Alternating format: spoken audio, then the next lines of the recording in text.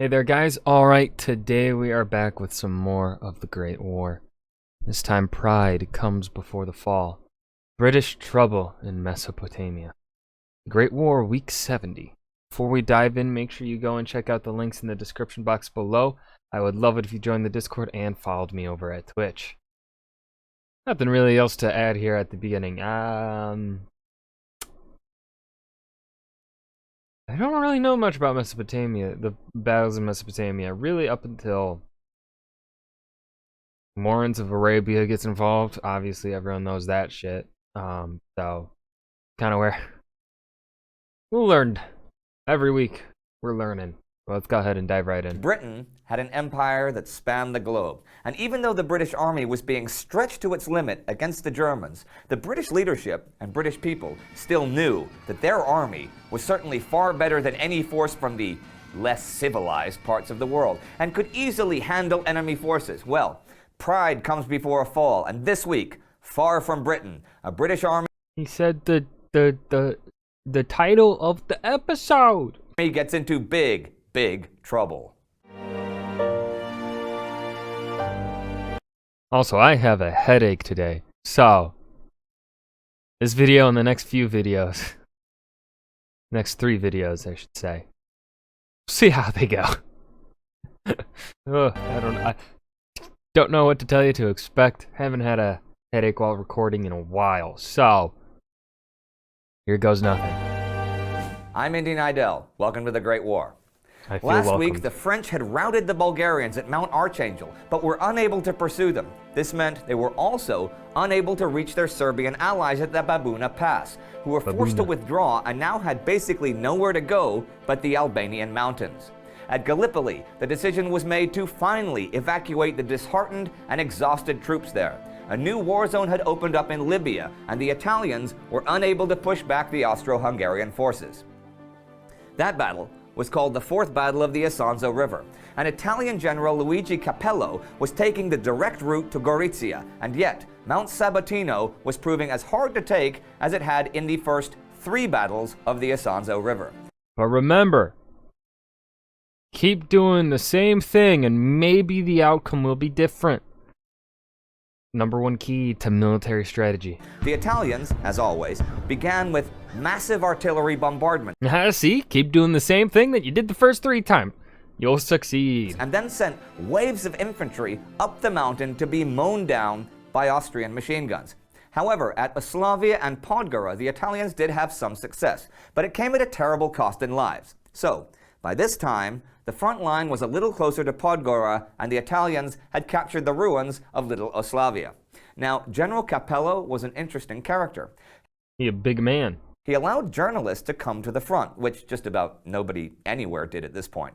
And this was seriously frowned upon by his superior, Italian Army Chief of Staff Luigi Cadorna. Still, you could see its effect here as the press claimed a great victory, which completely obscured the lack of any serious progress on the Isonzo River. The weather was now clearing up, so Cadorna ordered attacks on Mount Rombon. These were costly and were repulsed handily by Slovenian troops in the Imperial Austro-Hungarian Army. That army was forced to evacuate Mori and Rovereto on the 23rd and asked for German help on the Isonzo. It was German help that had saved the empire from collapse against the Russians just 7 months ago, and indeed, the Austrians and Germans were now working together in their invasion of Serbia. Niš had fallen on November 5th, finally giving the Central Powers a direct railway link between Berlin and Constantinople. In the 2 weeks since then, the pressure on the Serbian armies continued relentlessly. Austrian, German, and Bulgarian forces were making a huge converging movement to the Kosovo plain, trying to encircle the main Serbian armies. The Serbs grew weaker every day, their supply lines cut. They were running out of both ammunition and food. The invaders grew stronger every day as their line contracted and they brought up reinforcements. Early this week, when Novi Basar fell, the Serbian forces had been driven entirely from the last corner of Old Serbia. Actually, a week ago, German General August von Mackensen, commander of the Austro-German forces, had offered peace terms to the Serbian leadership. If they accepted, all Serbia would lose was Macedonia and a strip of land along the Bulgarian border. Serbian Prime Minister Nikola Pasic said this, "Our way is marked out. We will be true to the Entente and die honorably. Ballsy fucking words. Damn. And at the Morava River, where the Serbs had blown the bridges and were trying to hold the Bulgarians back, old Serbian King Peter himself, now in his 70s, walked the lines under fire, encouraging his troops. Now that's something we really don't see much, national leaders being under fire to inspire their countrymen. I wonder if that would make a difference to the war. Many of them did visit their troops, but certainly not on the front lines under fire, and many remained far from the action. Britain's King George, for example, almost couldn't have been further from the action this week, as in Mesopotamia. The British march on Baghdad continued as General Charles Townshend attacked Ctesiphon November 21st. Ctesiphon is but 40 kilometers from the final goal. Townshend had done well the whole advance and had good luck at Basra, Korna, Amara, and Kut, but not here. Of the over 8,000 British and Indian troops sent into battle, more than half were killed or wounded. And even though the Ottoman defenders took twice the number of casualties, they did not break, but vigorously counterattacked. The British were over 600 kilometers from the sea and could expect zero reinforcements. The Ottomans could, of course, and had all the resources of Baghdad only a few hours' march away. Townshend's troops were forced to retreat in humiliation and began to pull back towards Kut on the 25th, but the retreat was hell. There were no facilities for the wounded, and the men were exhausted. When they got to Kut and sent the wounded men on downriver, Arab brigands picked them off with rifles from both banks as they lay helpless in the boats. So at Kut, the British dug in and prepared for an Ottoman attack. And that didn't sound like anything promising, as they knew that German Field Marshal Wilhelm Kolmar von der Goltz was heading their way with 30,000 Turkish reinforcements. Dun dun dun! Von der Goltz had retired from active duty in 1911, but had come out of retirement when the war began. He had been the military governor of occupied Belgium, but was now a military aide to the Ottomans. A side note about von der Goltz: as the deportation of Armenians in Anatolia continued, von der Goltz would directly intervene and said that he would retire his command if they were not stopped. It says something about his influence that he, a foreign officer, could even briefly have an effect on Ottoman domestic policy that his position was considered. Though this week, on November 25th, reports state that to this point, 500,000 deportees have passed through the village of Marmara in the Adana district. So, back to Mesopotamia.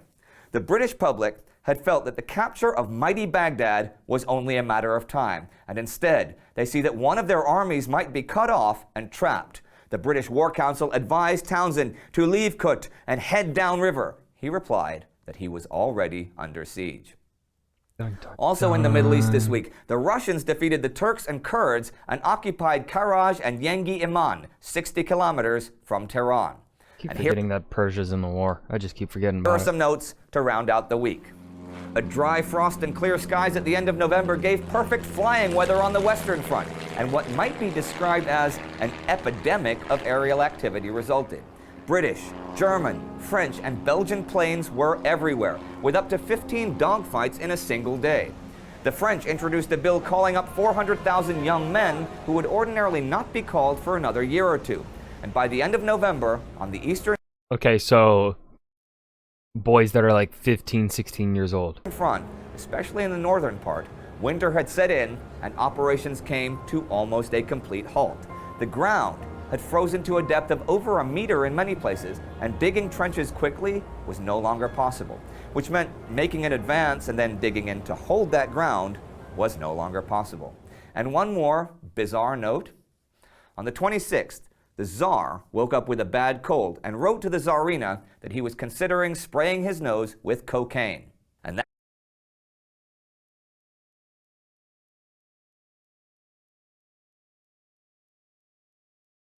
Yeah, that's... When I wake up with a cold, the first thing I think to do is just fucking... Yeah, sure. That's the week. An isolated British army in Mesopotamia under siege with no hope of relief in sight. The Italians making small gains at a heavy cost. The Serbs being driven from their land. Action in the skies in the west. And the Tsar thinking about not just saying no. I'm going to close today with another look at the Armenians. Oh my god, that fucking reference. Just say no. Here's a thing I found in Martin Gilbert's The First World War. A Jewish woman named Sarah Aronson set out from Constantinople to her home in Palestine, and she traveled through the Taurus Mountains. In her biography, it reads the following. She saw vultures hovering over children who had fallen dead by the roadside. She saw beings crawling along maimed, starving, and begging for bread. From time to time, she passed soldiers, driving before them with whips and rifle butts, whole families, men, women, and children, shrieking, pleading, wailing. These were the Armenian people. Man, it's been a while since I think we've had an update on Armenia, on the Armenian people. Setting out for exile in the desert, from which there was no return. If you'd like to learn more about the beginnings of the Armenian genocide, you can check out our episode about that right here. God, how many weeks ago was that? Oh, week 37? Actually, not that long ago.